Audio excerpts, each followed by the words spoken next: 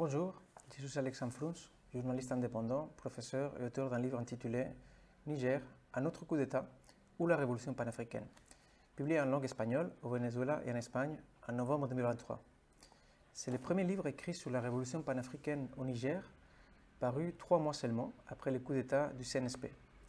À sa sortie, le livre a été recommandé par le président Nicolás Maduro à la Foire internationale du livre du Venezuela. Mon livre va apparaître bientôt dans 3 autres pays, à Cuba, aux États-Unis et au Niger. C'est seulement à Niamey où on pourra se procurer la version française pour l'instant. C'est un essai qui met en lumière les stratégies de déstabilisation occidentale en Afrique et qui finit par une note d'espoir avec l'annonce de la création de l'Alliance des États du Sahel. J'aimerais d'abord remercier les membres du CETIM et les assistants à cette conférence pour l'intérêt qu'ils portent au sujet de la révolution panafricaine dans les États du Sahel. Ensuite, je vais centrer ma courte intervention sur les éléments clés qui appuient la thèse défendue dans mon ouvrage. L'histoire de la France-Afrique et les effets du néocolonialisme dans les territoires anciennement colonisés par la France ne sont pas actuellement perçus par les peuples du Sahel comme des affaires d'une époque révolue dont on peut tourner la page facilement. Cette histoire s'est concrétisée dans une structure et un véritable système de domination dont les acteurs politiques ont été identifiés et dénoncés ouvertement par les peuples et les États du Sahel ces dernières années. Les discours souverainistes ou nationalistes, héritiers des luttes anticoloniales d'hier, est ancré dans cette histoire contemporaine. Le patriotisme dans le Sud a un autre fondement que celui des pays du Nord. Il n'a strictement rien à voir à partir du moment où il est utilisé pour retourner le fusil contre l'oppresseur. Selon l'expression de Walter Rodney, le panafricanisme était une idéologie de libération. Elle vise donc à défendre la souveraineté et les intérêts des larges couches populaires de la société africaine face aux puissances étrangères et aux complicités locales. Aujourd'hui, il se traduit par un nouveau contenu progressiste et anti-impérialiste.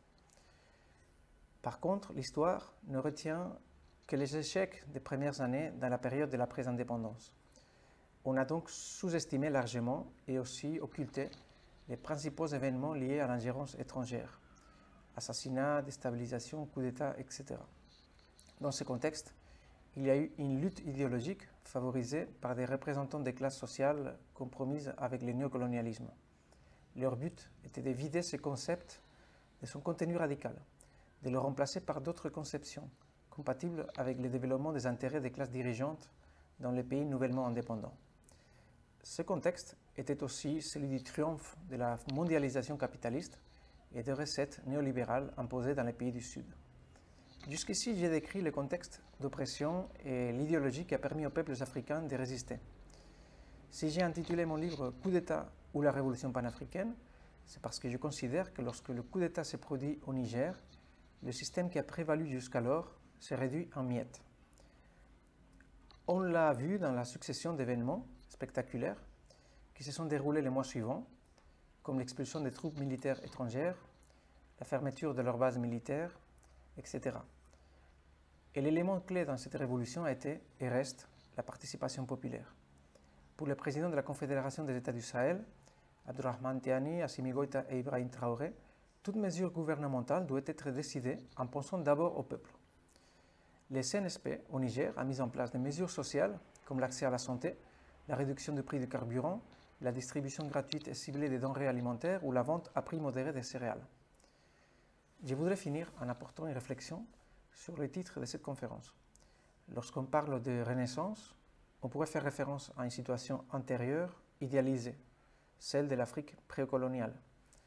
Après les coups d'État réactionnaires qui a renversé Kwame Nkrumah en 1966, peu avant sa disparition, il a alerté sur les risques d'une vision essentialiste ou culturaliste par rapport au processus de libération contemporain. En effet, les structures sociales et économiques dans les sociétés du Sahel ont été transformées par le capitalisme. Les problèmes et les défis des pays du Sahel sont similaires à ceux d'autres pays dans le Sud. Des économistes comme Samir Amin ont expliqué que les économies du Sud avaient été intégrées aux besoins du capitalisme international. Conséquence, les défenseurs du capitalisme ont aussi un projet panafricain qui ne tient pas compte des besoins des peuples. Pour ma part, j'insisterai sur l'importance de cette idée défendue par le Niger, le Mali et le Burkina aujourd'hui. Les ressources du Sahel doivent être mises au service d'un développement autocentré. Les chemins pour y parvenir seront semés d'embûches, car ce panafricanisme révolutionnaire est incompatible avec les objectifs que les puissances impérialistes se sont fixés pour le Sahel.